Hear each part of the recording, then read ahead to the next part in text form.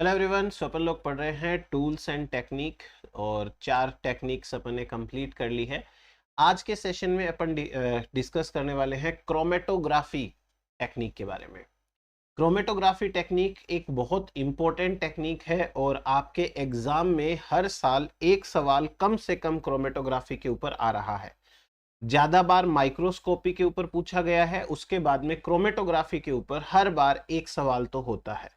बहुत बेसिक सवाल भी आते हैं और कुछ सवाल ऐसे भी देखे मैंने जो थोड़ा सा डिटेल टाइप के हैं, तो मैं आपको सारे उस हिसाब से बता दूंगा। जितना मैं बता रहा हूं आप फॉलो करते जाइए, आपके सॉल्व हो जाएंगे क्वेश्चंस। देखिए, हम पढ़ेंगे क्रोमेटोग्राफी। ठीक है, क्रोमेटोग्राफी। अब इस क्रोमेटोग्राफी के अंदर हमें क्या क्या चीजें डिस्कस करनी है, क्रोमेटोग्राफी का क्या मतलब है। सबसे पहली बात कि क्रोमेटोग्राफी टेक्निक किस बात के लिए यूज करते हैं। जैसे माइक्रोस्कोप है वो चीजों को बड़ा करके देखने के लिए इस्तेमाल होता है। सेंट्रीफ्यूगेशन है वो सेंट्रीफ्यूगल फोर्स के साथ सेपरेशन के लिए जिम्मेदार होता है। वैसे ही जो क्रोमेटोग्राफी है ये भी सेपरेशन के लिए जिम्मेदार है। अब सेपरेशन के लिए कैसे जिम्मेदार है तो वो अपन बात कर लेते हैं। तो क्रोमेटोग्राफी क्या है? क्रोमेटोग्राफी एक टेक्निक है, a technique to separate biomolecules.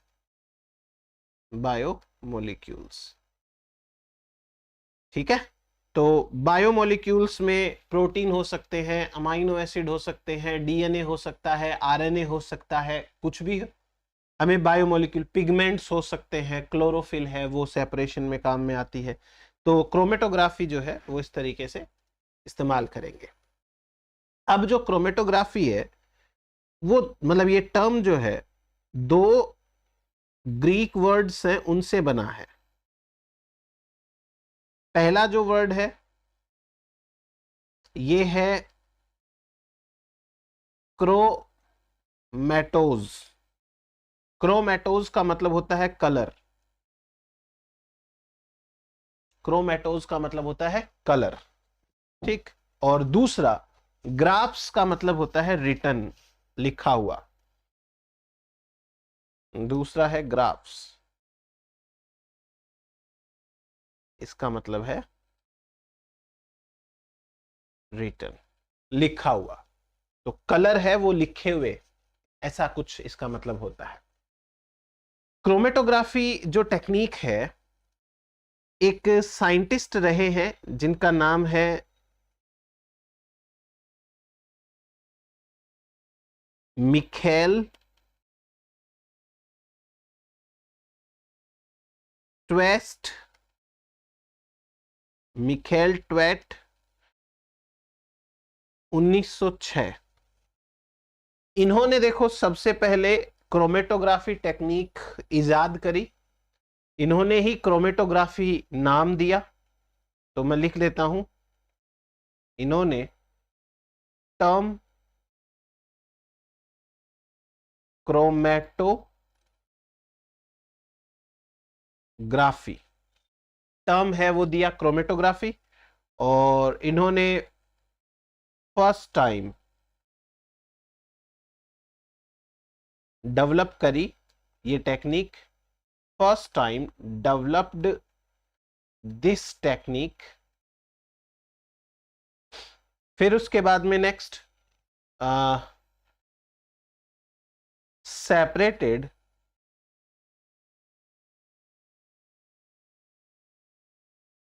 Chlorophyll pigments. तो आपसे ये चीजें पूछ सकते हैं, ये आपको ध्यान रखना होता है, ठीक है। अब जो ये क्रोमेटोग्राफी की बेसिक टेक्निक है, एक सिंपल बेसिक टेक्निक है, वो हम समझ लेते हैं। बेसिक टेक्निक क्या है? देखिए,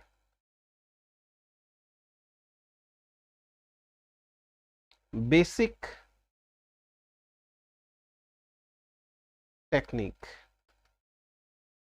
मतलब ये कैसे काम करती है उसके हिसाब से मैं आपको बताता हूं। इस बेसिक टेक्निक के अंदर आपको दो चीजों की जरूरत पड़ती है। यहां पे दो कंपोनेंट्स होते हैं, टू कंपोनेंट्स। इन्हीं कंपोनेंट्स को बोलते हैं फेजेस। दो फेजेस होती हैं।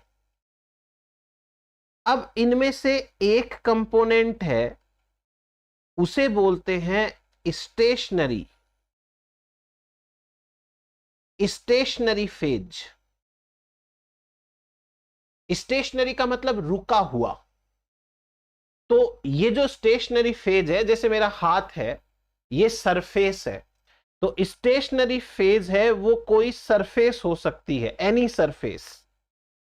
अब एनी सरफेस का मतलब आप ये भी मत समझना कि सर मैं तो ये जो है लकड़ी का टुकड़ा ले लूं क्या। नहीं भाई, जो इस टेक्निक में इस्तेमाल हो सकती है उसके हिसाब से एनी सरफेस, उसे बोलते हैं स्टेशनरी फेज। ये स्टेशनरी फेज है वो कोई ग्लास प्लेट हो सकती है, ग्लास प्लेट। ये कोई जेल प्लेट हो सकती है, जेल प्लेट। ये कोई स्टील की प्लेट हो सकती है, स्टील प्लेट। हो सकता है कि ये कोई बीड्स हो, दाने। बीड्स का मतलब होता है मणके, जो मोतियों की माला होती है तो वो एक एक मोती को बीड बोलते हैं। तो स्टेशनरी फेज है वो कुछ भी ऐसी चीज है जो चलेगी नहीं। और दूसरी जो इंपॉर्टेंट फेज है यहां पे वो है मोबाइल फेज, मोबाइल फेज। और जो मोबाइल फेज है वो स्टेशनरी फेज के ऊपर चलती है। अब पहले तो बात ये समझो कि मोबाइल फेज के अंदर वो कंपोनेंट प्रेजेंट है जिसको सेपरेट करना है। मान लीजिए कि कोई मिक्सचर ऑफ अमीनो एसिड है, उन अमीनो एसिड के मिक्सचर को हम कोई सॉल्यूशन, सॉल्वेंट के अंदर घोल लेते हैं, तो वो जो हमारे पास सॉल्यूशन बना वही सॉल्यूशन मोबाइल फेज है। तो ये जो मोबाइल फेज है वो होता है सॉल्यूशन, सॉल्यूशन। इसके अंदर जो सेपरेशन करना है जिनका, वो कंपोनेंट्स प्रेजेंट होते हैं।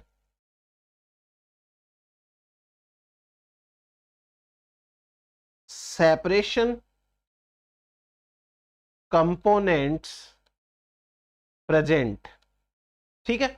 और ये जो मोबाइल फेज है ये मूव करती है ऑन स्टेशनरी फेज। ये स्टेशनरी फेज के ऊपर मूव करती है, मूव्स ऑन स्टेशनरी फेज। तो ये हुआ हमारे पास में दो तरीके की जो फेजेस हैं वो उनके बारे में। तो बेसिकली ये दो चीजें चाहिए। अब आप समझ जाओ, जैसे मेरा हाथ है वो स्टेशनरी फेज है, और इसके ऊपर मान लो कि मैं यहां पे कोई सॉल्यूशन डालता हूं, तो वो सॉल्यूशन धीरे धीरे नीचे की तरफ आएगा। अब उस सॉल्यूशन के अंदर जो मिक्सचर है ना, चाहे वो प्रोटीन का हो, चाहे अमाइनो एसिड का हो, चाहे डीएनए का हो, चाहे आरएनए का हो, जिसकी जितनी बड़ी साइज है उसके अनुसार वो गति करेगा। जो बड़ा होगा वो कम दूरी तक जाएगा, जो छोटा होगा वो ज्यादा दूरी तक जाएगा। यहां इलेक्ट्रोफोरेसिस की तरह हमें कोई करंट नहीं लगाना। करंट तो खुद भी खींचता है और धक्का भी मारता है। जैसे नेगेटिव करंट है वो नेगेटिव आयन को धक्का मारेगा, और उसके अपोजिट पॉजिटिव लगा रहेगा, वो खींचेगा। तो यहां वो सिस्टम नहीं है। यहां या तो ग्रेविटी के कारण नीचे जाता है या कैपिलरी के कारण ऊपर आता है। हाँ, आजकल टेक्निक्स आ गई कुछ, तो उसमें हम गैस का प्रेशर भी लगा सकते हैं, तो वो अलग बात है एक बार। तो इतना एक बार समझिए कि भाई क्रोमेटोग्राफी क्या है। सेपरेशन करने की टेक्निक होती है। दूसरा, कौन है जिसने डिस्कवरी करी, तो साइंटिस्ट का नाम है, उन्होंने डिस्कवरी कर ली अपनी, ये मिखेल ट्वेट। और बेसिक टेक्निक में दो चीजें हैं इसके अंदर। अब अपन बात करते हैं आगे। क्रोमेटोग्राफी टेक्निक में एक सिंपल जो है वो कॉन्सेप्ट काम करता है, और इसे बोलते हैं distribution coefficient.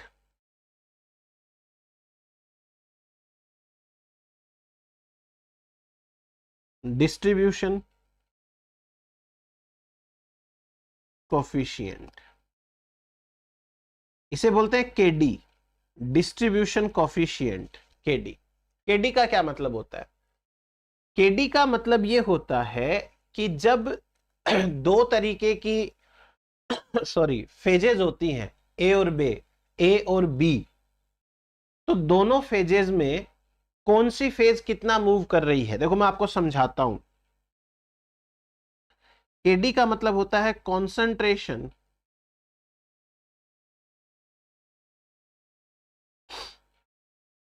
In phase A divided bye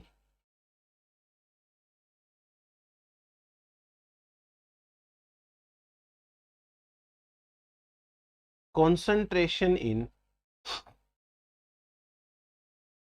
phase B. मान लीजिए कि हमारे पास में दो कंपाउंड्स हैं और उन दोनों कंपाउंड्स को हमने मिक्स कर दिया, तो कौन सी कॉन्सेंट्रेशन में उन्हें मिक्स किया है उसको हम बोलते हैं डिस्ट्रीब्यूशन कोफिशिएंट। इस केडी का एक सिंपल सा कॉन्सेप्ट याद करके रखो आप। तो अगर लार्ज मॉलिक्यूल है, लार्ज मॉलिक्यूल, तो लार्ज मॉलिक्यूल के लिए जो केडी की वैल्यू है वो कम होती है, और केडी की वैल्यू कम होने का मतलब होता है कि ये ट्रेवल करेगा लेस डिस्टेंस, ये लेस डिस्टेंस ट्रेवल करेगा। और जो स्मॉल मॉलिक्यूल्स होते हैं, स्मॉल मॉलिक्यूल्स, उनके लिए केडी की वैल्यू है वो ज्यादा होती है, और ज्यादा का मतलब होगा कि ये ट्रेवल करते हैं मोर डिस्टेंस, मोर डिस्टेंस। ठीक है, तो ये तो हुई एक बार के लिए अपनी बात बेसिक। अब जो क्रोमेटोग्राफी है, उस क्रोमेटोग्राफी कितने टाइप की होती है बेसिकली, और कैसे वो काम करती है वो बताता हूं मैं आपको।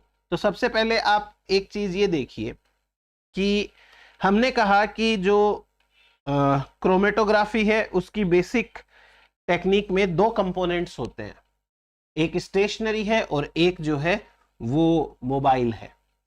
तो very first of all depend करता है कि दो फेजेस कौन सी है।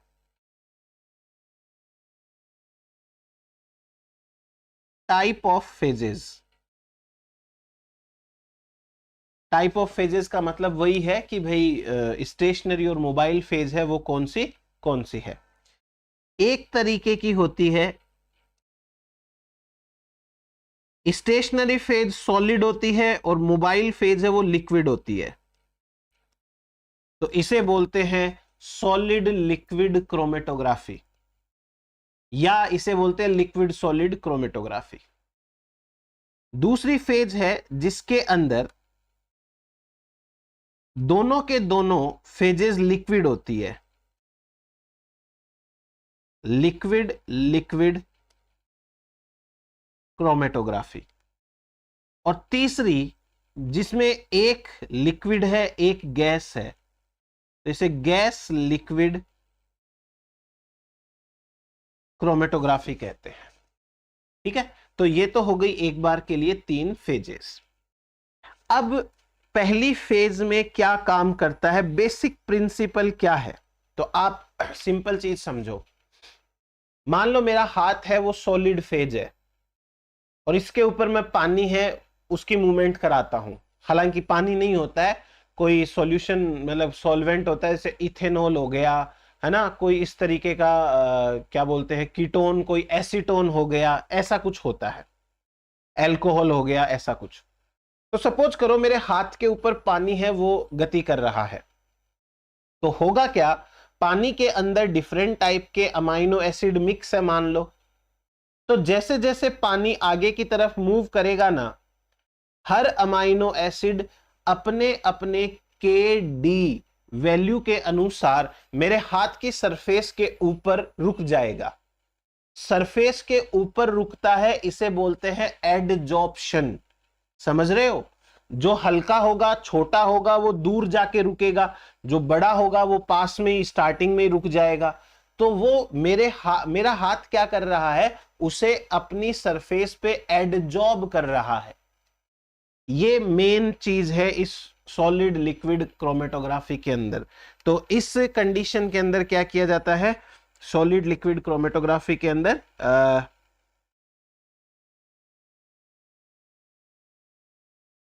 Adsorption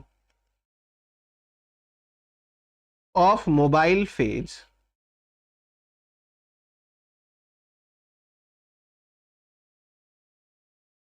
on stationery.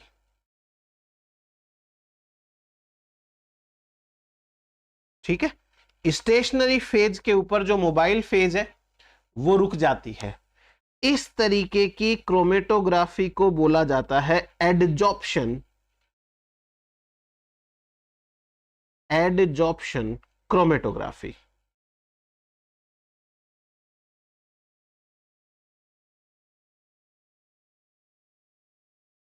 Adsorption chromatography बोलते हैं। दूसरा देखो, लिक्विड लिक्विड के अंदर क्या होता है। यहां पर जो दो लिक्विड है उनमें से एक लिक्विड तो स्टेशनरी फेज की तरह काम करेगा, वो कहीं हिलेगा नहीं, और दूसरा उसके ऊपर मूव करेगा। जाहिर सी बात है ये दोनों लिक्विड ऐसे लिए जाते हैं कि दोनों एक दूसरे के अंदर मिक्स नहीं होने चाहिए। अगर मिक्स हो जाएंगे तो कोई मतलब भी नहीं निकलेगा। तो ये इमिसिबल होते हैं, ये एक दूसरे के साथ मिक्स नहीं होते हैं। इसमें क्या होगा,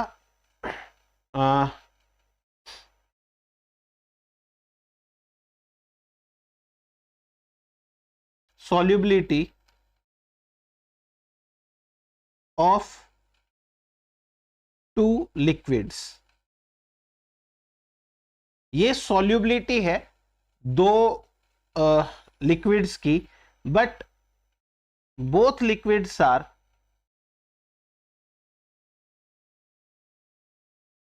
immiscible।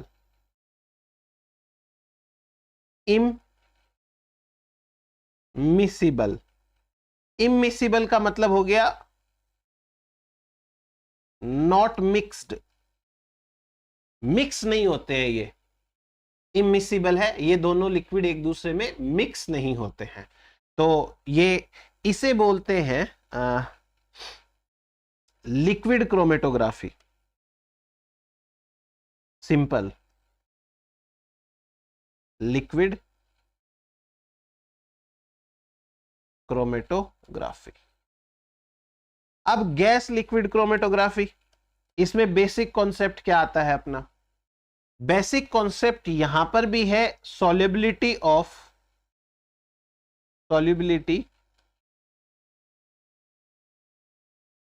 Of gas into liquid. Gas है वो लिक्विड के अंदर मिक्स हो जाए, बट ऑब्वियस सी बात है कि गैस मिक्स नहीं होगी, गैस इनर्ट गैस लेनी है ताकि ये कोई रिएक्शन ना करे। Inert gas does not mix in liquid, और इसे बोलते हैं गैस लिक्विड क्रोमेटोग्राफी। इसको बोलेंगे अपन gas liquid chromatography, gas liquid chromatography.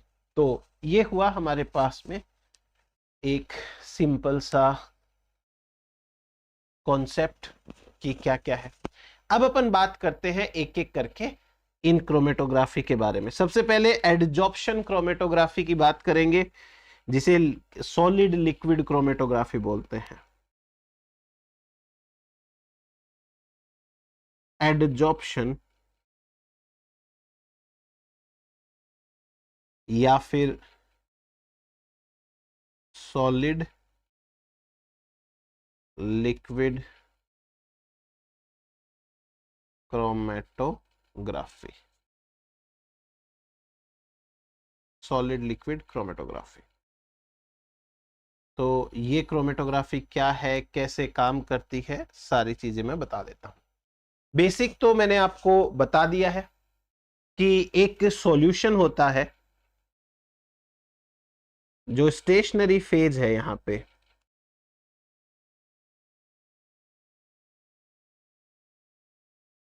Stationary phase, ये हो सकता है कोई सिलिका,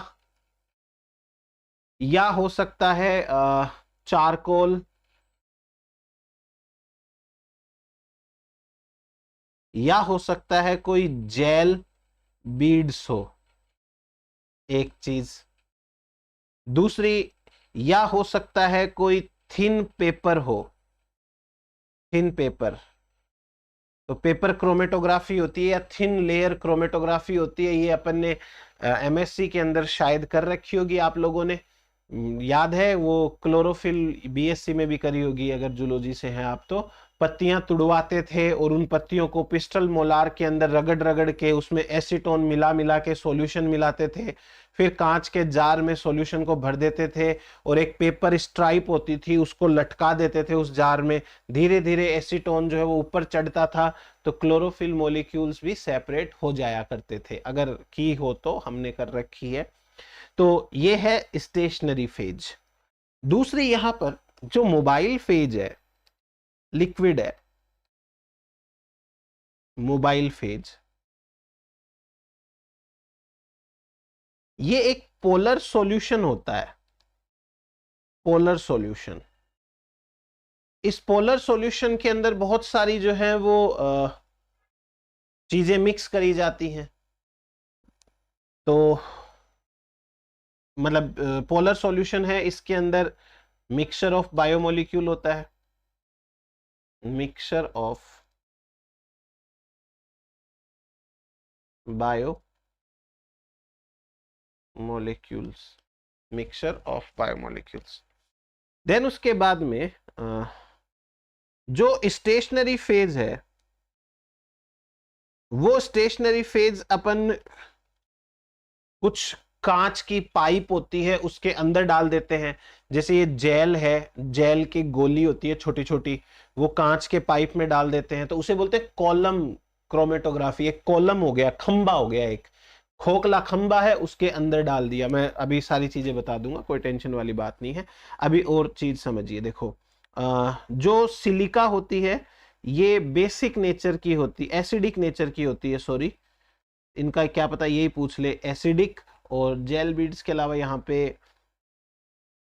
एल्यूमिनियम है, उसके बीड्स भी ले सकते हैं, वो बेसिक नेचर के होते हैं, बेसिक। स्टेशनरी फेज है, इसका लार्ज सरफेस एरिया होना चाहिए, लार्ज सरफेस एरिया, ठीक है। अब तीसरी एक इंपॉर्टेंट चीज, एक तो स्टेशनरी फेज होती है, एक मोबाइल फेज होती है, और तीसरी जो चीज है वो होती है ड्राइविंग फोर्स। आखिर वो बायोमोलिक्यूल्स मूव कैसे करेंगे?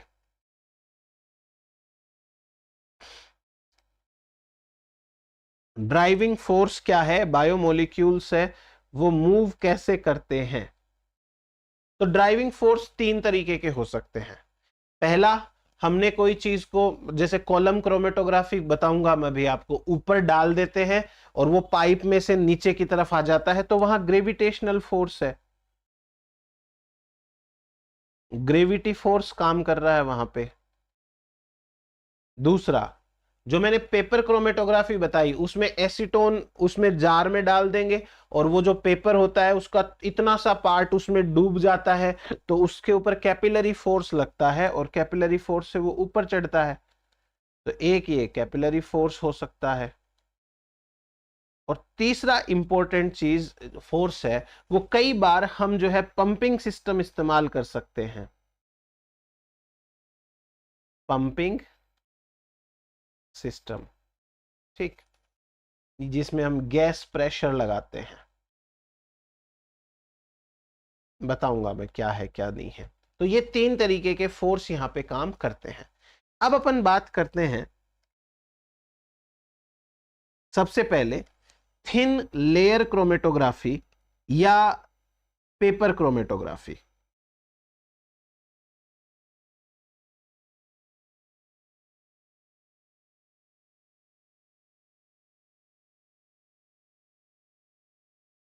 पेपर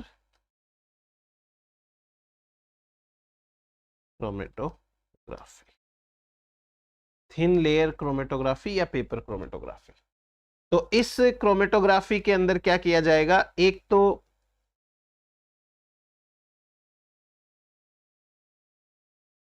ये कोई जार होता है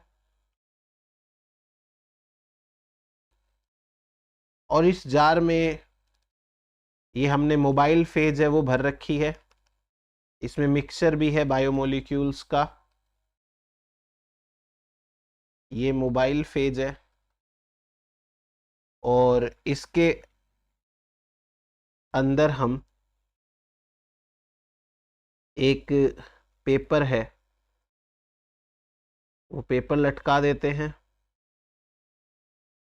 पेपर हल्का सा इसके अंदर डिप होना चाहिए और यहाँ पर वो सॉल्यूशन है थोड़ा सा वो डाल देते हैं और फिर ये ऊपर की तरफ मूव करता है, तो कोई मॉलिक्यूल यहाँ तक जा रहा है, कोई यहाँ तक जा रहा है, कोई यहाँ तक जा रहा है, तो ये है कोई बायोमोलिक्यूल ए,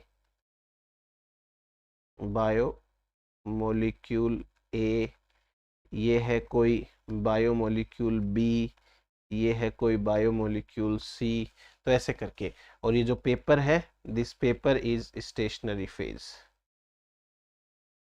स्टेशनरी फेज। तो बेसिकली तो यही कॉन्सेप्ट लगेगा यहाँ पे। अब मैं आपको बता देता हूँ thin layer chromatography. It was very first given by Martin and Finch 1941, इन्होंने दी थी सबसे पहले। इस क्रोमेटोग्राफी के अंदर जो बेसिक चीजें हैं, जैसे कि थिन लेयर क्रोमेटोग्राफी के अंदर ये स्टेशनरी फेज है, यहाँ पर एक पेपर होता है,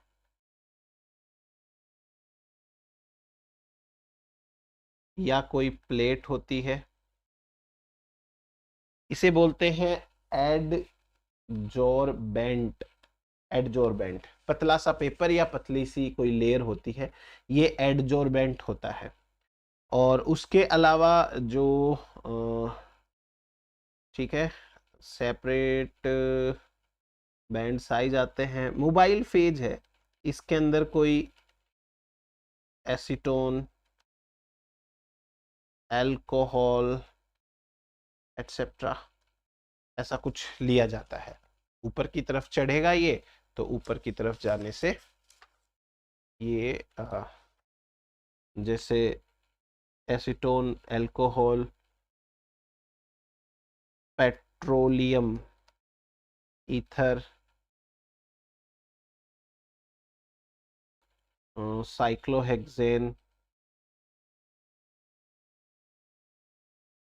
क्लोरोफॉर्म और इसके अलावा बेंजीन ले सकते हैं, डिपेंड करेगा कौन सी स्टेशनरी फेज है। इथेनॉल बता ही दिया, एसीटोन बता ही दिया मैंने, टोलिन ले सकते हैं, बहुत सारे हैं। तो ये थिन लेयर क्रोमेटोग्राफी का कॉन्सेप्ट होता है। अब मैं आपको दूसरा बताता हूं, कॉलम क्रोमेटोग्राफी। कॉलम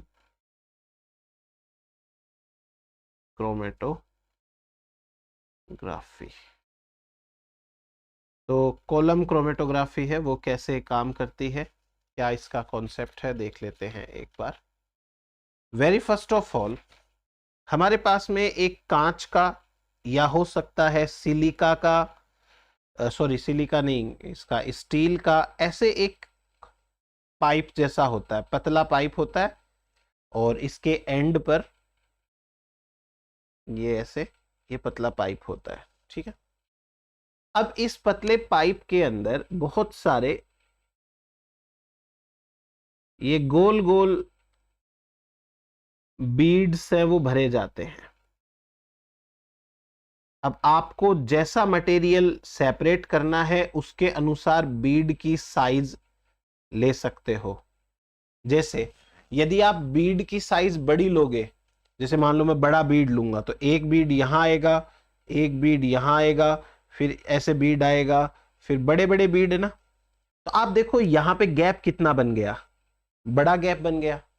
बड़े बड़े सपोज अपन कंचे हैं कांच वाले, तो आपके पास एक डिब्बा है मान लो, आप अगर बड़े बड़े कंचे रखोगे उसके अंदर तो बड़े कंचों के बीच में गैप ज्यादा होगा, तो बड़ा मॉलिक्यूल आसानी से चला जाएगा। छोटा तो और भी आसानी से जाएगा बट बड़ा मॉलिक्यूल भी चला जाएगा।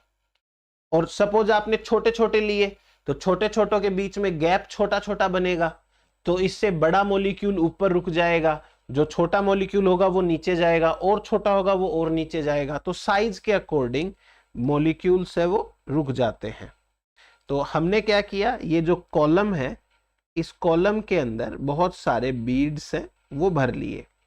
ये बीड्स हैं वो सिलिका के हो सकते हैं, ये जेल के बीड्स हो सकते हैं, मैं बताऊंगा आपको, पॉली एक्रिल एमाइड बीड्स हो सकते हैं, एग्रोज के हो सकते हैं, डिपेंड करेगा कि क्या है हमारे पास में। ठीक है, अब हमने क्या किया, एक मिक्सचर बनाया है। ये एक मिक्सचर है और इस मिक्सचर के अंदर डिफरेंट साइज के बायोमोलिक्यूल्स हैं, कोई छोटा, कोई बड़ा, कोई मोटा, कोई पतला, ऐसे करके बहुत सारे टाइप के बायोमोलिक्यूल्स यहां पर हमने ले लिए। ठीक, ये है मोबाइल फेज बोल दो आप इसको,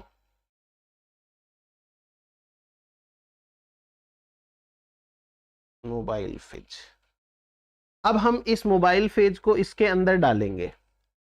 जब इसके अंदर डालेंगे तो हमें यह पता चला कि जो रेड कलर वाले हैं सपोज एक बार वो यहां तक आकर के रुक गए, क्योंकि इनकी साइज बड़ी थी तो ये इससे ज्यादा नीचे नहीं जा पाए। फिर सपोज करिए कि जो ब्लैक कलर वाले हैं वो यहां तक जा पाए और फिर उसके बाद में ये रुक गए, और जो ग्रीन कलर वाले हैं ये नीचे तक आ गए और हमने इनको इकट्ठा कर लिया। तो तीनों का सेपरेशन है वो प्रॉपर तरीके से हो गया है, तीनों का सेपरेशन है वो आराम से जो है वो हो जाता है। Just a minute. ठीक, तो इसे बोलते हैं कॉलम क्रोमेटोग्राफी। अब ये जो कॉलम है मैं बता देता हूं आपको, इसमें एक इंपॉर्टेंट चीज है वो है ये कॉलम। कॉलम कॉलम है वो ग्लास का पाइप हो सकता है, ग्लास पाइप, या स्टील का हो सकता है, स्टील पाइप। ठीक है, इसके अंदर ये जो बीड्स हैं, बीड्स, ये बीड्स मतलब दाने, ये है stationary phase sorry, stationary phase. अब ये जो बीड है या दाने हैं वो हो सकता है सिलिका के हो, सिलिका हो सकता है, ये दाने जो हैं वो जेल के हो, जेल। अगर ये दाने जेल के हैं तो जेल के दानों के टाइप्स देखो आप। एक प्रकार का जो बीड होता है उसे बोलते हैं डेक्स्ट्रान,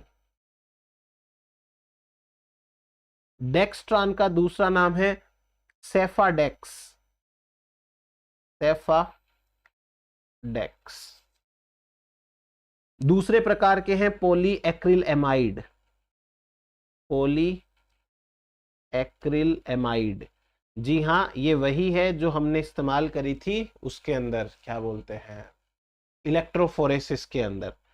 इसका जो मतलब ये आती है बायोजेल के नाम से, इसे बायोजेल बोलते हैं।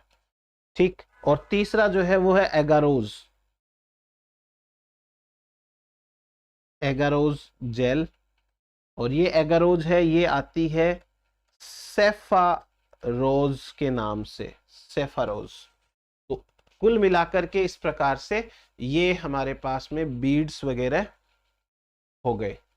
बीड्स सिलिका के भी हो सकते हैं, बीड्स जो है वो उसके भी हो सकते हैं, इसके सिलिका या जेल के हो सकते हैं। लिक्विड फेज के लिए कोई लिखने की जरूरत नहीं है। अब आपको एक चीज बताता हूं मैं, एक यहां पर कॉन्सेप्ट है और वो कॉन्सेप्ट है rate of flow. Rate of flow इसे बोलते हैं RF value. RF, rate of flow. Rate of flow क्या है? रेट ऑफ फ्लो का मतलब है कि जो हमारा मेन लिक्विड है, सॉल्वेंट है, वो कितनी दूर तक गया और उसके कंपैरिजन में जो कंपोनेंट है वो कितनी दूर तक गया। बेसिकली ये रेट ऑफ फ्लो है, वो इसके ऊपर थिन लेयर पे काम करेगी। तो मैं यहां लिख देता हूं, चलो, rate of flow.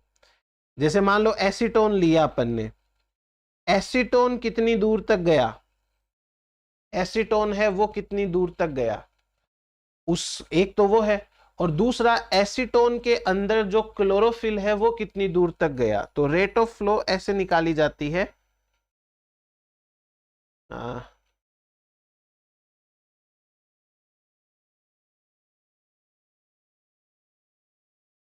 Distance of solvent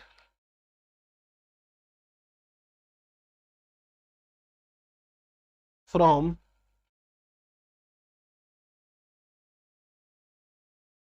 origin point. Origin point, जैसे आपने ये रेड कलर का डॉट है ना, ये ओरिजिन पॉइंट है। तो आपने यहां पर पॉइंट पे वो डाले थे सारा मिक्सर। तो distance of solvent from origin point, और उसमें से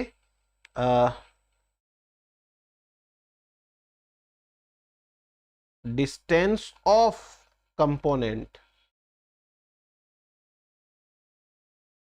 फ्रॉम ओरिजिन पॉइंट।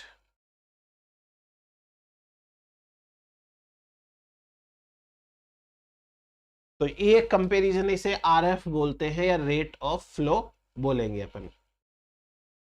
अब रेट ऑफ फ्लो जैसे मतलब ये क्रोमेटोग्राफी करी अपन ने, हमारे पास में पहले से क्रोमेटोग्राफी करी हुई रहती है सबकी, हम उसके साथ में इसको मैच करेंगे।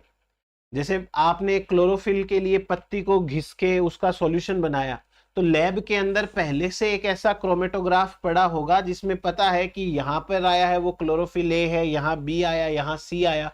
तो आप मैच कर लो अपने पेपर को उसके साथ में। अगर आपका पेपर और वो जो स्टैंडर्ड ओरिजिनल पेपर है उसकी साइज अलग है, तो आरएफ वैल्यू के आधार पे आ जाएगा। छोटा पेपर होगा तो उसके हिसाब से मूवमेंट होगी, बड़ा पेपर होगा तो उसके हिसाब से मूवमेंट होगी। तो मूवमेंट आराम से समझी जा सकती है आरएफ वैल्यू के आधार पे। तो ये कॉलम क्रोमेटोग्राफी है, उसका कॉन्सेप्ट है वो याद रखना। कॉलम होते हैं, बीड होता है। अब आपको एक और चीज बता देता हूं यहां पे मैं, एक आप लोग इस चीज को ऐड कर लीजिए कि जो अपना पेपर क्रोमेटोग्राफी होती है, इस पेपर क्रोमेटोग्राफी के अंदर जो पेपर इस्तेमाल किया जाता है वो पेपर कौन सा होता है। एग्जाम में ये भी सवाल पूछा जा सकता है ना। तो जो पेपर होता है उस पेपर का नाम है वाटमैन पेपर। वाटमैन पेपर बोलते हैं इसको, या Whatman filter paper.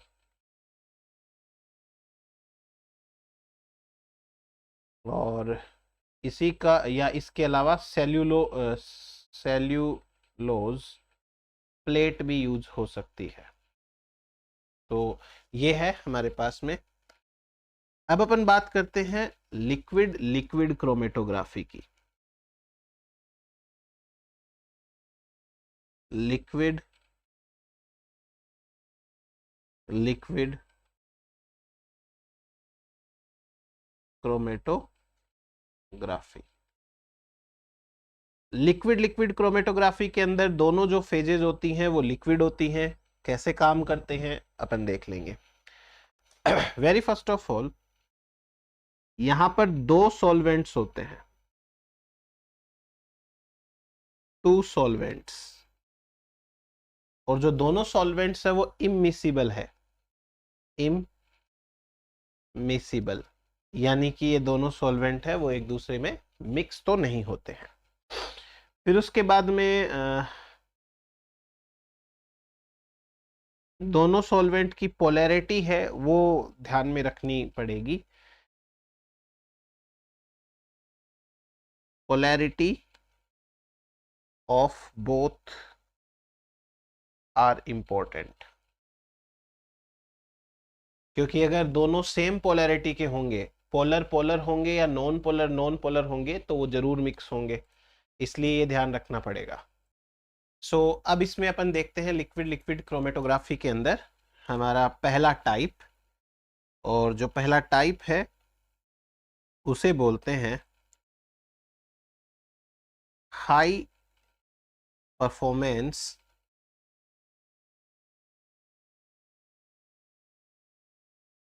Liquid chromatography, liquid chromatography, इसे बोलते हैं शॉर्ट में HPLC, high performance liquid chromatography, HPLC। एक बार तो एग्जाम के अंदर इसकी फुल फॉर्म पूछी हुई है।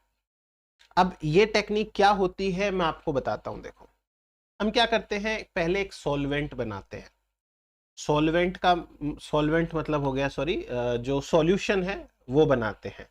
एक सॉल्वेंट लेते हैं, उसमें अपने जो चीज सेपरेट करनी है उसका मिक्सचर भर देते हैं, उसे बोलते हैं सॉल्वेंट रिजर्वर।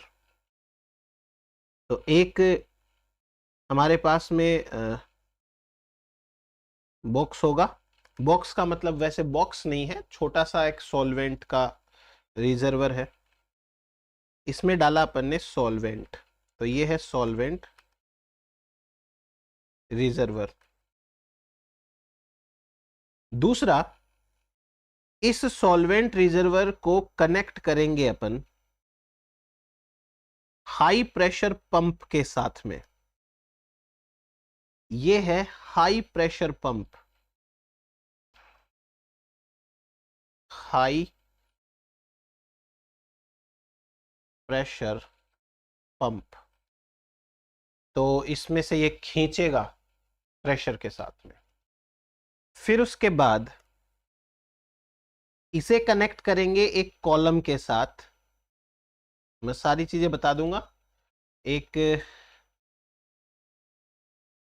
कॉलम है, उसके साथ में अपने को इसको कनेक्ट करना है।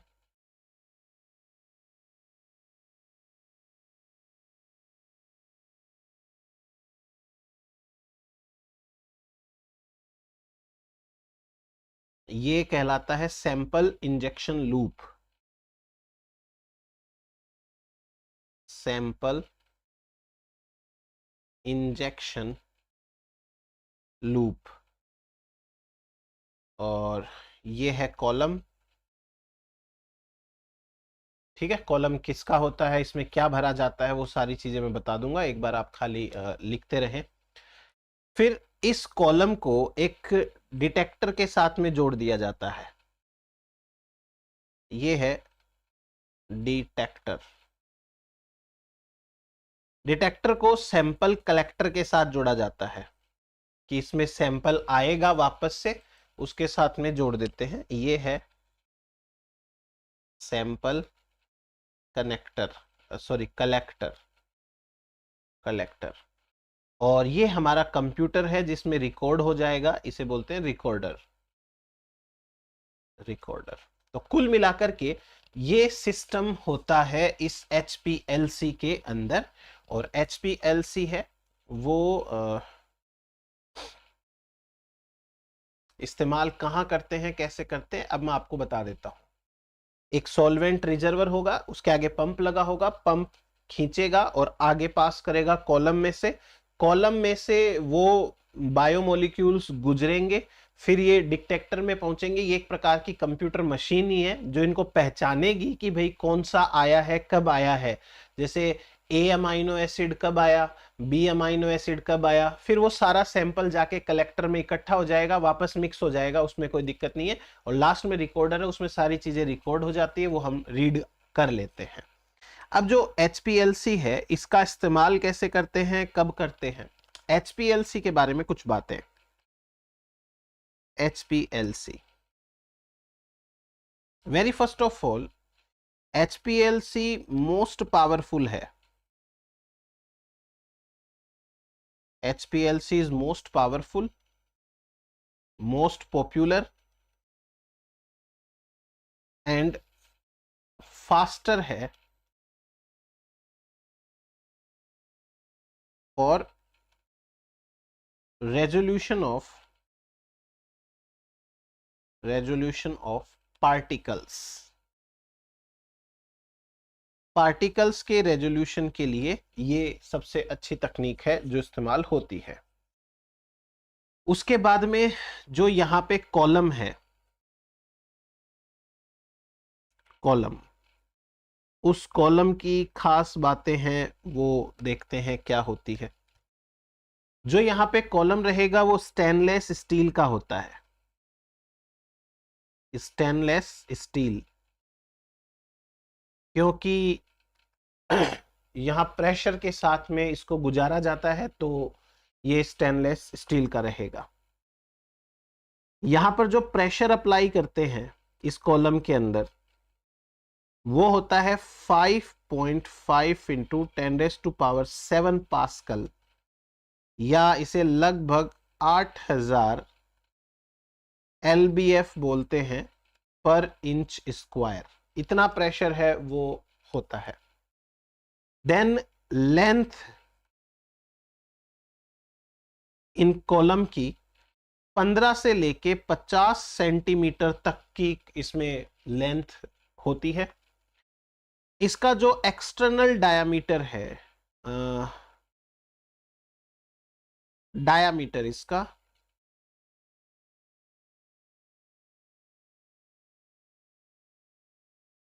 ये होता है 1 to 4 mm, 1 to 4 mm। इनका जो इंटरनल, अच्छा नहीं ठीक है, 1 to 4 mm का डायामीटर होता है। अप टू 25 mm कॉलम्स है वो अवेलेबल है।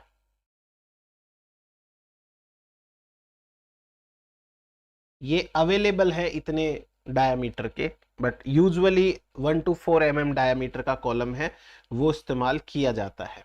ठीक, फिर उसके बाद में इस कॉलम के अंदर जो पैकिंग मटेरियल डालते हैं इनसाइड द कॉलम, इनसाइड में होता है पैकिंग मटेरियल। ऑब्वियस सी बात है कि भाई क्या इसके अंदर भरा जाता है वो चीजें हैं। तो पैकिंग मटेरियल के नाम पर यहां क्या क्या हो सकता है, देखो। सबसे पहला पैकिंग मटेरियल, इसमें 3 टाइप्स होते हैं। जो पहला टाइप का पैकिंग मटेरियल है वो होता है पेलिक्यूलर मटेरियल। पेलिक्यूलर मटेरियल, पेलिक्यूलर मटेरियल है वो पोरस पार्टिकल होते हैं, और जैसे इस प्रकार के बीड्स हैं और इनके ऊपर छोटे छोटे बीड्स और जोड़ देते हैं। तो जब इस तरीके के बीड्स इकट्ठा होते हैं तो ये पोरस पार्टिकल बन जाते हैं।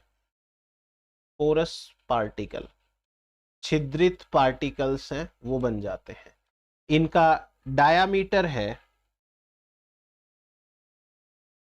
डायामीटर ये रहता है 40 माइक्रोमीटर के आसपास का, बस। दूसरा दूसरा आता है बॉन्डेड मटेरियल। बॉन्डेड मटेरियल, जो बॉन्डेड मटेरियल है इसमें आपको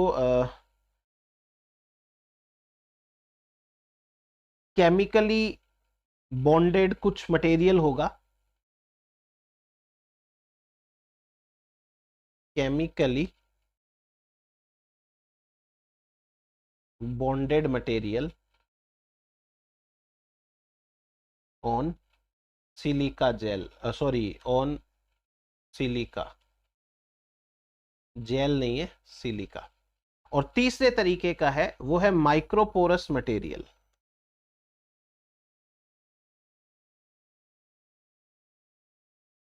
माइक्रोपोरस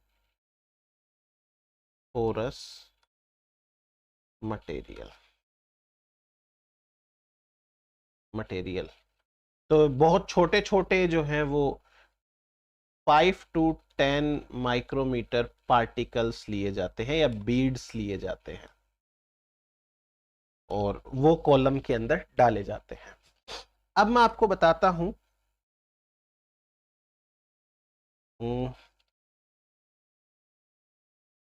एक टेक्निक जिसे कहते हैं आयन एक्सचेंज क्रोमेटोग्राफी।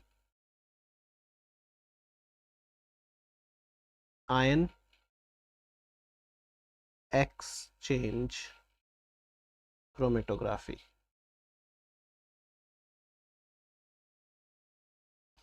देखिए आयन एक्सचेंज क्रोमेटोग्राफी के अंदर क्या होता है, जैसे सपोज करो कि ये कोई कॉलम है और इस कॉलम में जो स्टेशनरी फेज है वो पॉजिटिवली चार्ज्ड आयन्स हैं। सपोज करो वो पॉजिटिवली चार्ज्ड बीड्स हैं। एक बार बात को ध्यान से सुनना, ये है बीड्स और ये है स्टेशनरी फेज, ठीक है।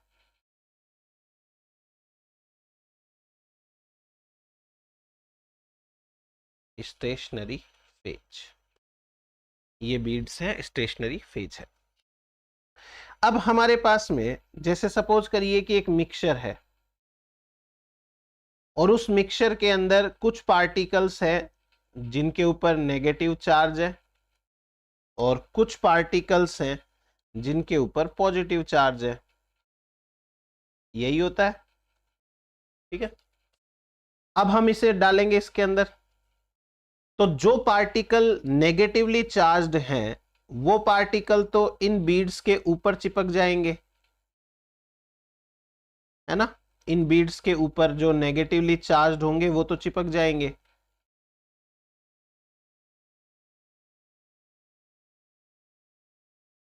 और जो पॉजिटिवली चार्ज्ड हैं उनको धक्का लगेगा, रिपल्सन लगेगा, क्योंकि जो हमारे बीड है वो खुद पॉजिटिवली चार्ज्ड है, तो ये पॉजिटिव आयंस को तो रोकेंगे नहीं और सारे पॉजिटिव आयंस से वो बाहर निकल आएंगे ऐसे। इसे बोलते हैं आयन एक्सचेंज क्रोमेटोग्राफी। अब इसके अंदर अपन जो बीड्स ले रखे हैं वो एन आयन भी ले सकते हैं। अगर हम एन आयन वाले बीड्स लेंगे, जैसे सपोज करो कि ये दूसरा वाला कॉलम है और इसके अंदर अपन ने बीड्स हैं वो एन आयन वाले ले लिए, नेगेटिवली चार्ज ले लिए, तो इसमें क्या होगा, जो बाहर निकल के आएंगे वो तो होंगे सारे नेगेटिवली चार्ज्ड और जो यहां पे रुक जाएंगे वो सारे होंगे पॉजिटिवली चार्ज्ड। तो ये पॉजिटिवली चार्ज्ड है, वो कंपोनेंट यहां पे रुक जाता है। ये आयन एक्सचेंज क्रोमेटोग्राफी होती है। आफ्टर दिस इन बीड्स को डिटर्जेंट के साथ में वॉश किया जाता है, वॉश्ड विथ डिटर्जेंट। तो क्या होता है, वो पॉजिटिव नेगेटिव आयन सेपरेट हो जाते हैं, फिर हम नेगेटिव आयंस हमको चाहिए तो हम अपना काम में उनको ले सकते हैं। तो ये आयन एक्सचेंज क्रोमेटोग्राफी है। अब आपको ये यहां से समझ में आ गया कि भाई जो आयन एक्सचेंज क्रोमेटोग्राफी है it is based on electrostatic interaction, based on electrostatic interaction, based on electrostatic interaction, उसके ऊपर बेस्ड है ये। अब आपको मैं एक चीज बताता हूं, देखो यहां पर जो आपने पॉजिटिवली चार्ज्ड बीड लिया ना, देखो ये मान लो बीड है और ये पॉजिटिवली चार्ज्ड है, बीड। और सपोज करो कि ये वाला जो बीड है वो नेगेटिवली चार्ज्ड है, ठीक है। अब आपको ये तो समझ में आ गया कि जो पॉजिटिवली चार्ज्ड बीड होगा वो नेगेटिव आयन को तो रोकेगा और पॉजिटिव आयन का होगा उसको भगा देगा। इसे बोलते हैं cation exchanger. Cation exchanger, cation exchanger होता है उस पे खुद पे पॉजिटिव चार्ज होता है, और कैट आयन एक्सचेंजर को एसिडिक आयन एक्सचेंजर भी बोलते हैं।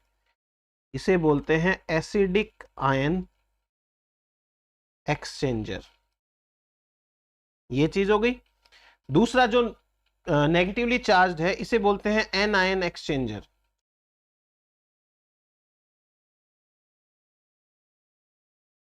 एन आयन एक्सचेंजर क्या करेगा, एन आयन को निकाल देगा और कैट आयन को पकड़ के रखेगा। इसे बोलते हैं basic ion exchanger. Basic ion exchanger, ठीक। अब कौन कौन से बीड्स इस्तेमाल कर सकते हैं, एग्जाम में पक्का आ सकता है ये सवाल, क्योंकि उन्होंने एक बार ये पूछा था सेफाडेक्स जेल है वो कहां पे इस्तेमाल होती है, तो फिर वो ये भी पूछ सकते हैं कि ये वाला बीड कहां इस्तेमाल होता है। तो इसमें आपको ध्यान रखना है, एक होता है DE AE सेल्यूलोज, ठीक है। DEAE क्या है, di ethyl amino diethyl amino ethyl. दूसरा जो होता है वो हो सकता है QAE Sephadex. QAE Sephadex. QAE जो है ये होता है क्वाटरनरी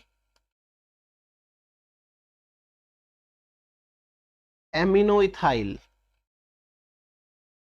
क्वाटरनरी एमिनो इथाइल। और एक जो होता है इसे बोलते हैं क्यू सेफाडेक्स। क्यू सेफाडेक्स ये है क्वाटरनरी, क्वाटरनरी अमोनियम, अमोनियम, ठीक है। तो आपको पता है ना अमोनियम के ऊपर पॉजिटिव चार्ज होता है तो उसे हम बोलेंगे कैटायन एक्सचेंजर। अब देखो बीड्स, सॉरी जो नेगेटिव है या एनायन एक्सचेंजर है, इसमें आएगा CM cellulose. CM cellulose, CM की फुल फॉर्म है आपकी कार्बोक्सी मिथाइल, कार्बोक्सी मिथाइल। दूसरा है SP सेफारोज, SP सेफारोज। SP सेफारोज में SP की फुल फॉर्म होती है सल्फोप्रोपाइल। ये पूछा जा सकता है, मैं फिर कह रहा हूं आपको। एक होता है सोर्स S,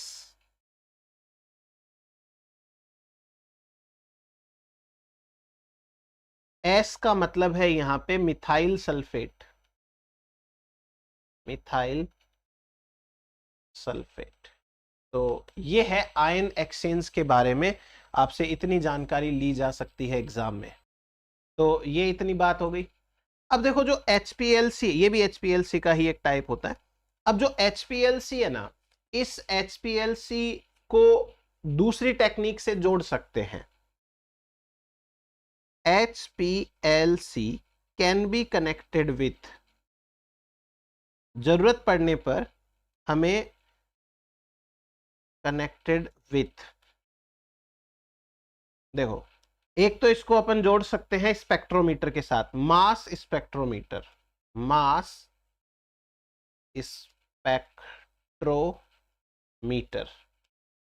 दूसरा अपन इसको जोड़ सकते हैं NMR स्पेक्ट्रोस्कोपी के साथ, NMR स्पेक्ट्रोस्कोपी। इसके साथ इसको जोड़ा जा सकता है। और मास स्पेक्ट्रोस्कोपी लिख ही दिया मैंने, ठीक है। तो ये हमारे पास में है HPLC। अब अपन बात करते हैं gas liquid chromatography. Gas liquid chromatography,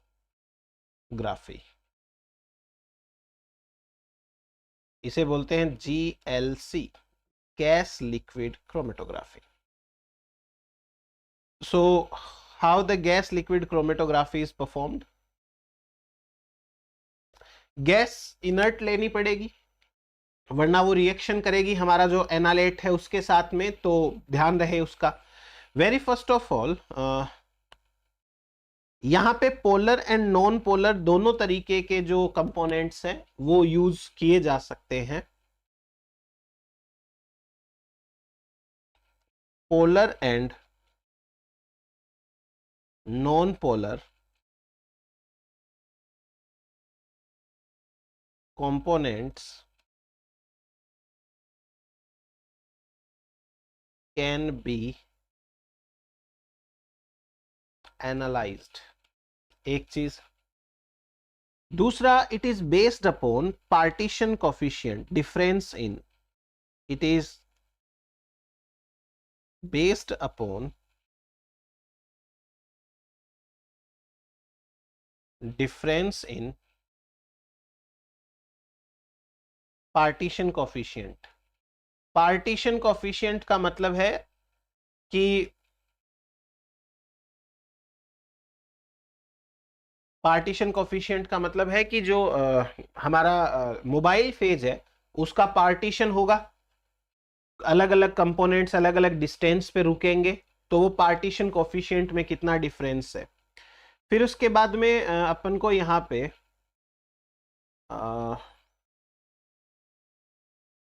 preparation कैसे करनी है, तो प्रिपरेशन के लिए अपने को क्या करना पड़ेगा, सैंपल डिसोल्व किया जाएगा सॉल्वेंट के अंदर, पहली बात, for mobile phase.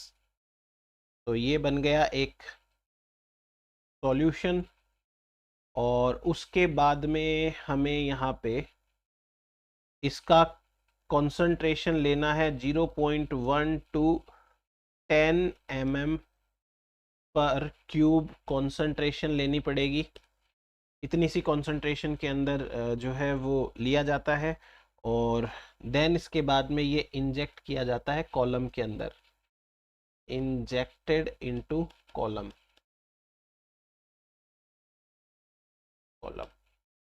Now column के बारे में बात करते हैं। इसके कॉलम की क्या क्या खास बातें हैं। फर्स्ट ऑफ ऑल, जो कॉलम होता है वो ग्लास या स्टील का हो सकता है, ग्लास और स्टील। दूसरा, इसकी लेंथ होती है 1 to 3 मीटर्स, 1 to 3 मीटर्स। इसमें देखो करते क्या है, एक बड़ा सा ओवन होता है, ओवन समझते हो आप, माइक्रोवेव ओवन टाइप ओवन। ये है हीटेड ओवन, हीटेड ओवन। इस हीटेड ओवन के अंदर जो हमारा कॉलम है वो डाला जाता है इस प्रकार से कुछ, ये है कॉलम। फिर इस कॉलम के साथ में डिटेक्टर जोड़ा जाएगा,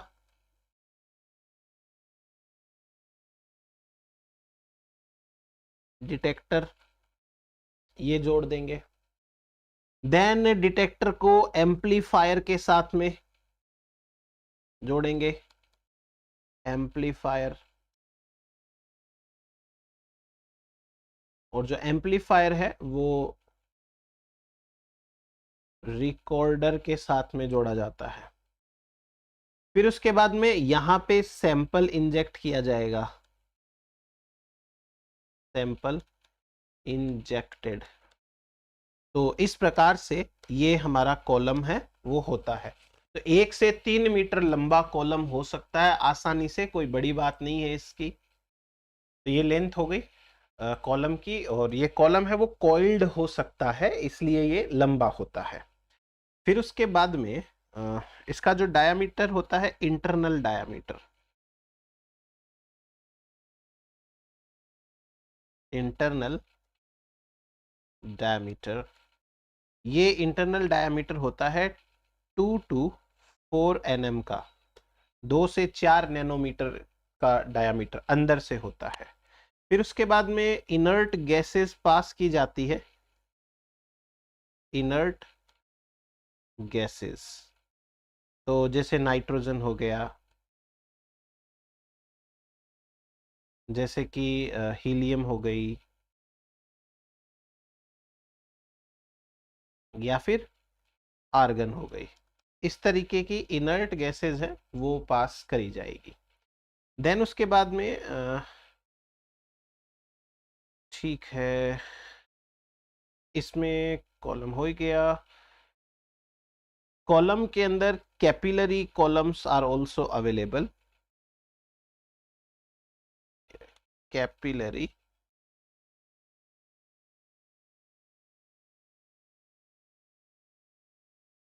columns are also available, ये यूज हो सकते हैं। तो इतना तो हुआ कॉलम के बारे में। अब इसके अंदर जो डिटेक्टर है, ये डिटेक्टर कितने टाइप के होते हैं, और डिटेक्टर के ऊपर एक सवाल आ रखा है पहले से, तो मैं आपको बता दूंगा, आप ध्यान रखना, दोबारा पूछा जा सकता है दूसरे डिटेक्टर के लिए। डिटेक्टर है वो हमारे पास में 3 तरीके के होते हैं, 3 टाइप्स। पहला डिटेक्टर है, इसे बोलते हैं flame ionisation detector, flame ionisation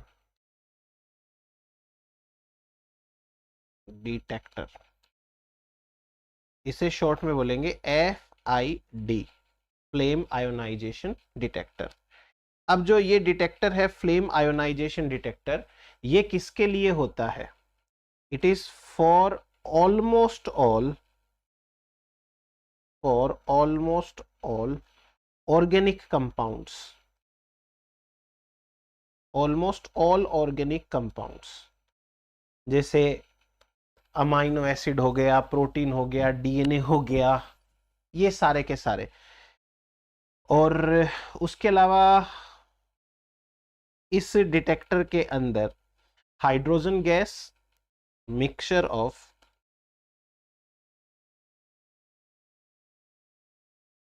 hydrogen and air use आता है।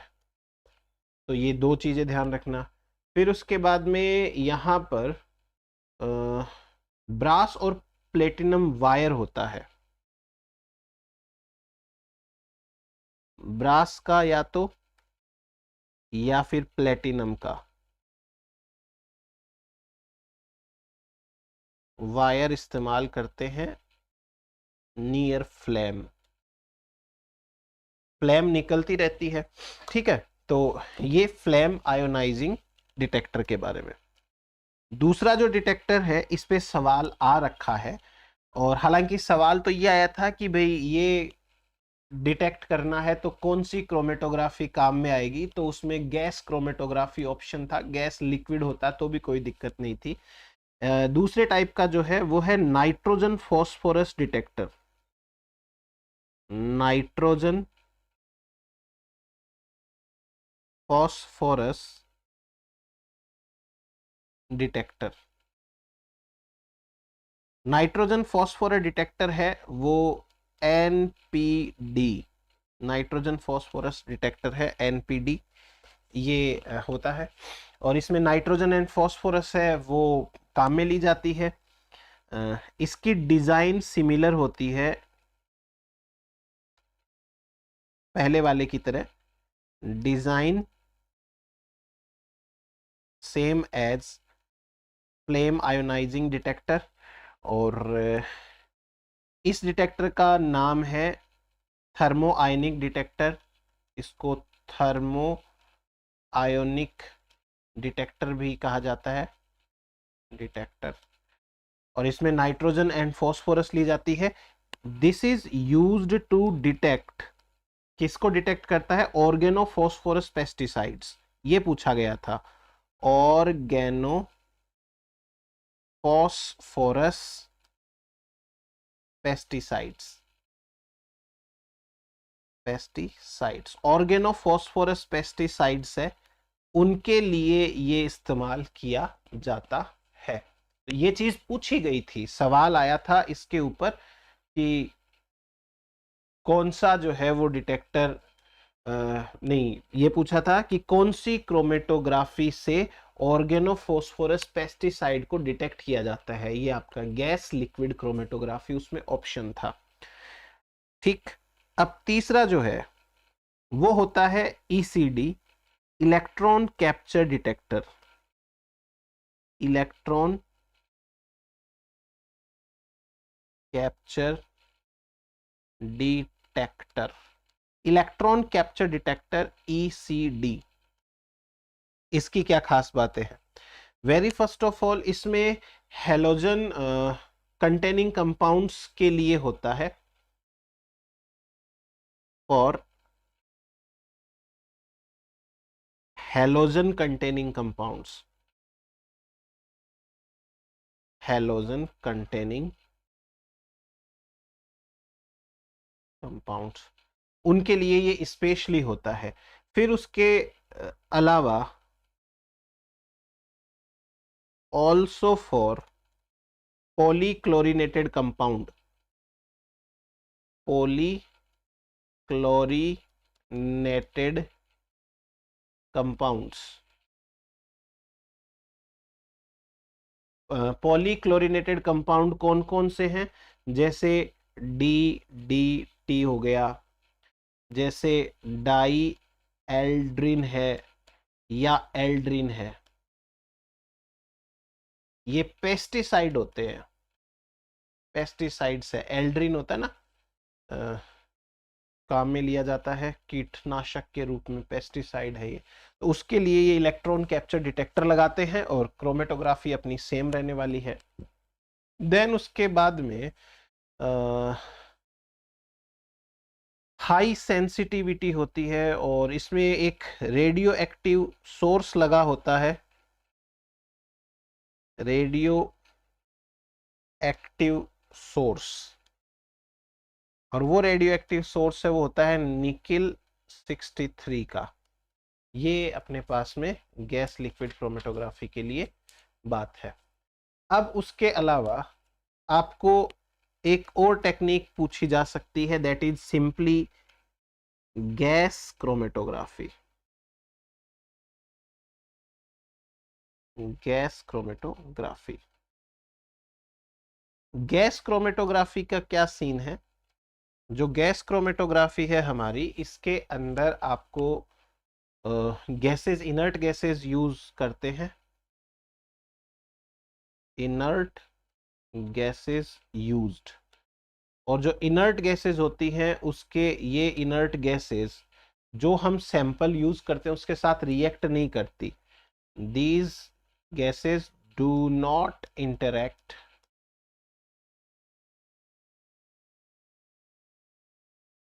With analyte.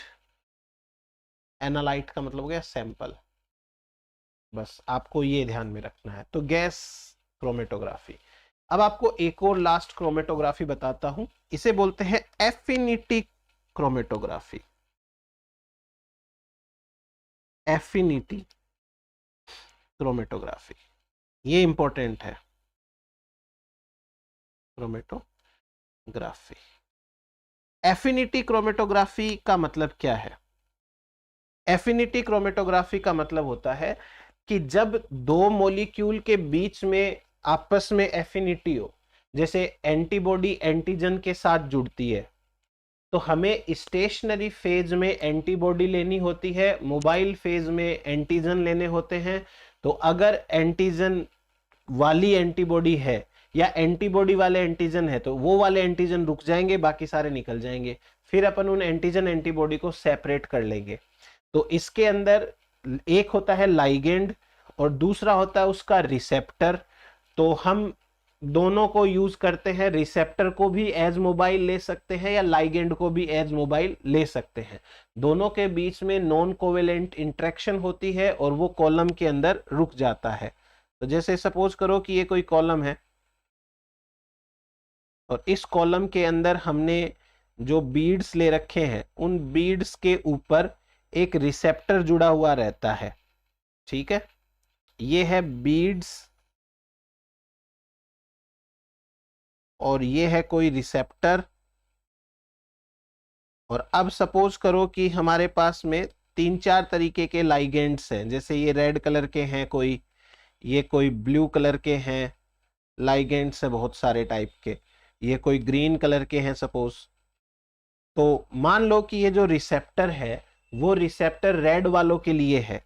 तो जब हम इन सबको इसमें से गुजारेंगे ना तो रेड वाले जो लाइगेंड्स हैं वो तो यहाँ पे जुड़ जाएंगे अपने रिसेप्टर के साथ में, और बाकी के जो लाइगेंड्स हैं वो सेपरेट आउट हो जाते हैं, वो बाहर निकल जाते हैं। इसको बोलते हैं एफिनिटी क्रोमेटोग्राफी। अब इसमें जो सवाल पूछा गया था, एक टेबल टाइप का सवाल आया था, कॉलम ए कॉलम बी उनको मैच वैच करना था। मैं बताता हूं अभी आपको।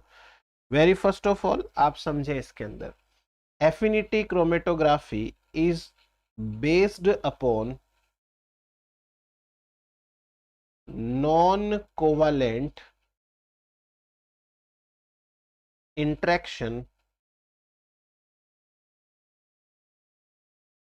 between receptor and ligand, receptor and ligand। ठीक है, एक चीज तो ये। अब यहां पे रिसेप्टर या लाइगेंड किसी को भी एज स्टेशनरी फेज ले सकते हैं, किसी को भी एज मोबाइल फेज ले सकते हैं। Receptor can be used as stationary और मोबाइल फेज। ठीक है, और उसी प्रकार से अपन जो लाइगेंड है उसके साथ भी कर सकते हैं। Ligand can be used as stationary phase और मोबाइल फेज, दोनों की तरह यूज कर सकते हैं। आफ्टर सेपरेशन हम क्या करते हैं, इनको कोई डिटर्जेंट के साथ में जो है सेपरेट कर लेते हैं।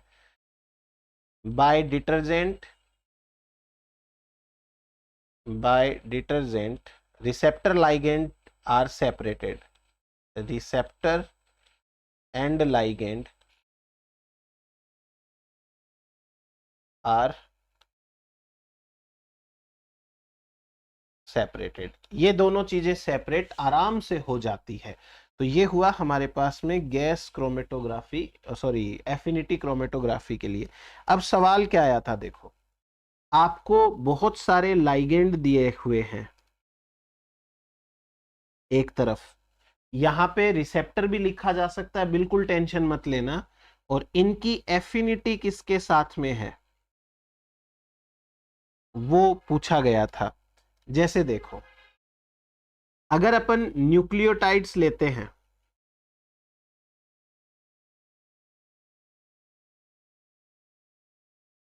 न्यूक्लियोटाइड्स जैसे 5 प्राइम एएमपी एडिनोसिन मोनोफॉस्फेट या 2 प्राइम 5 प्राइम एडीपी, मतलब एटीपी एडीपी कुछ भी। तो ये जो आपके न्यूक्लियोटाइड्स है इनके लिए एक एंजाइम है जिसका नाम है NAD+ डिपेंडेंट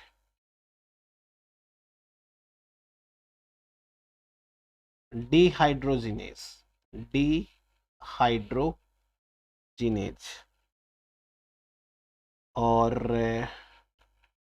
या फिर NADP प्लस डिपेंडेंट डिहाइड्रोजिनेज। एक तरफ लाएंगे, एक तरफ उसका सबस्ट्रेट है, दूसरी तरफ एंजाइम में, कोई दिक्कत नहीं है। फिर उसके बाद में नेक्स्ट कालमोडुलिन, कालमोडुलिन, कालमोडुलिन है, उसके लिए होता है कालमोडुलिन बाइंडिंग एंजाइम, बाइंडिंग एंजाइम, ठीक। फिर उसके बाद में नेक्स्ट देखो, एग्जाम के अंदर आपसे क्या क्या पूछा गया था। एग्जाम में पूछा गया था आपको हेपारिन, हेपारिन है वो किसके साथ में एफिनिटी दिखाता है, तो हेपारिन है वो ब्लड क्लोटिंग फैक्टर के साथ में दिखाता है, तो ये हो गया कोगुलेशन फैक्टर्स, कोगुलेशन फैक्टर्स के साथ में लिपोप्रोटीन के साथ में भी दिखाता है, ये लिपोप्रोटीन्स, लाइपेजेस के साथ में भी दिखाता है, एंजाइम है। उसके अलावा डीएनए पॉलीमरेज के साथ भी दिखाता है, ये डीएनए पॉलीमरेज। एग्जाम में आया था हेपेरिन और कोगुलेशन फैक्टर, पर मैं सारे लिखा देता हूं। स्टेरॉइड रिसेप्टर्स के साथ में भी दिखाता है, steroid receptors, steroid receptors protein, growth factor के साथ में भी,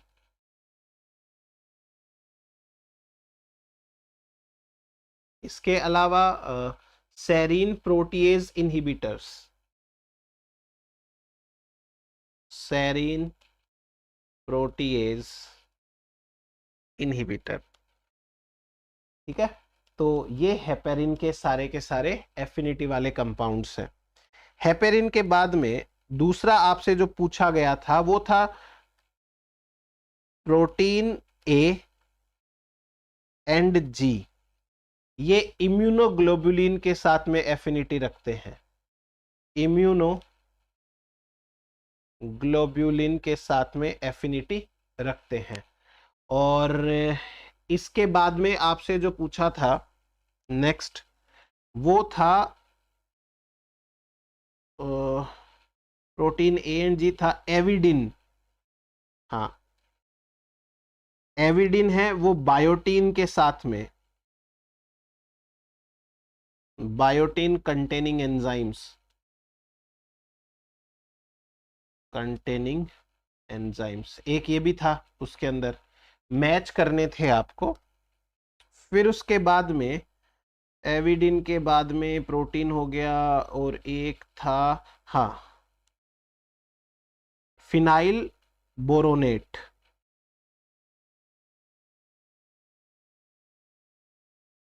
फिनाइल बोरोनेट, ये था आपका ग्लाइकोप्रोटीन के साथ में, ग्लाइकोप्रोटीन्स के साथ में। तो ये तो देखो जो पूछे गए हैं वो सारे के सारे हैं। अब इसके अलावा मैं सारे लिखा देता हूं, क्या पता आपको इस बार मैचिंग करके ना पूछे तो एक आधा पूछ ले भाई, तो रिस्क नहीं लेनी है। फैटी एसिड्स हैं, फैटी एसिड्स, तो फैटी एसिड्स है वो फैटी एसिड बाइंडिंग प्रोटीन के साथ में, ये तो नहीं पूछेंगे, fatty acid binding protein.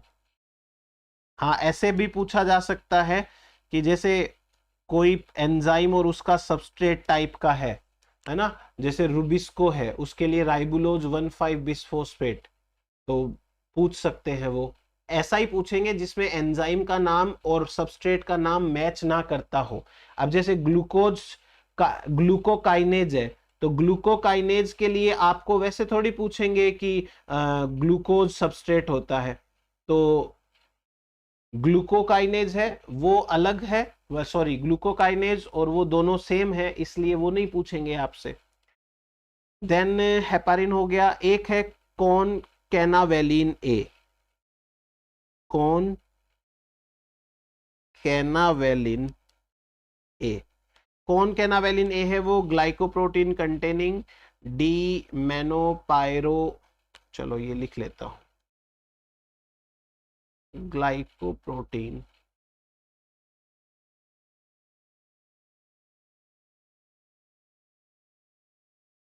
Containing alpha D मैनो पायरानोसिल, और दूसरा इसके लिए है डी ग्लूको पायरानोसिल। तो ये है कैन सोयाबीन लैक्टीन, लैक्टीन है वो प्रोटीन बाइंडिंग प्रोटीन्स होते हैं, सॉरी शुगर बाइंडिंग प्रोटीन्स होते हैं। तो इसके लिए सोयाबीन ग्लाइकोप्रोटीन कंटेनिंग, ये ग्लाइकोप्रोटीन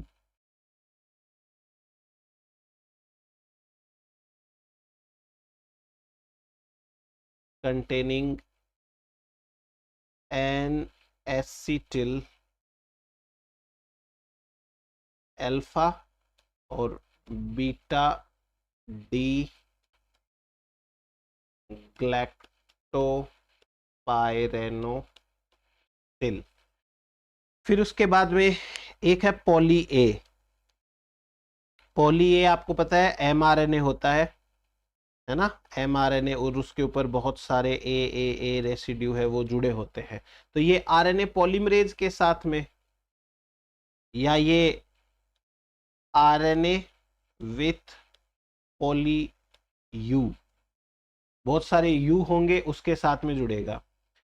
और एक है लाइसिन, लाइसिन अमाइनो एसिड, ये आरएनए के साथ में जुड़ता है। और एक लास्ट है Cibacron blue F3GA, nucleotide requiring enzyme, nucleotide requiring enzyme, और कोगुलेशन फैक्टर्स इसके साथ में,